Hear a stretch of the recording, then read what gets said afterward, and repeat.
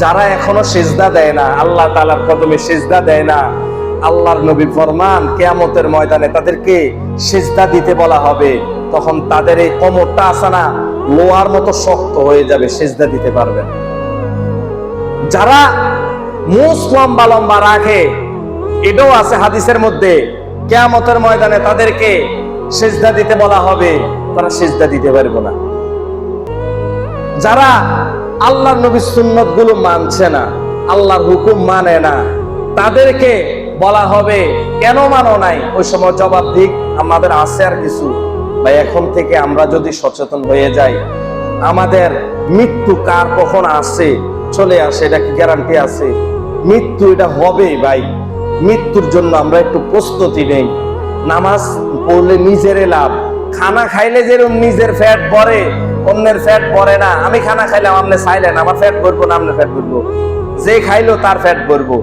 আমি আপনি নামাজ না পড়লে আমিও কবরে যাবো, আপনিও কবরে যাবেন। এই কারণে যখন কিয়ামতের ময়দানে বলা হবে তোমাকে কি কেউ সতর্ক করার জন্য আসে নাই? অর্থাৎ আলেম ওলামা যারা রয়েছে তারা যে আপনাদেরকে বলে নামাজ পড়েন, আল্লাহর হুকুম মানেন, আল্লাহর দিকে আসেন, তারও কোনো লাভ আসেনি।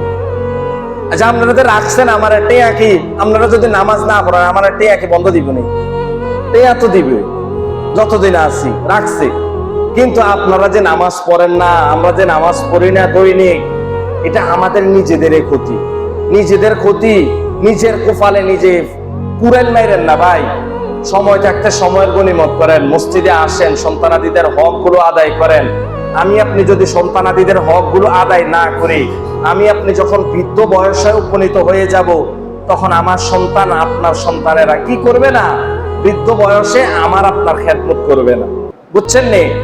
আর আমার আপনার যদি খেদমত করতে চায়, তাহলে সর্বপ্রথম করণীয় হলো আমার আপনার সন্তানাদের জন্য এখন থেকেই তাদেরকে ইসলামিক মাইন্ডে চলাফেরা করাইতে হবে, তাদেরকে সবকিছুর হুকুম আহকাম দিতে হবে। আল্লাহ তাআলা আমাদেরকে এই কথাবার্তাগুলোর উপরে আমল করার, বুঝার তৌফিক দান করুক। আমিন বলুন।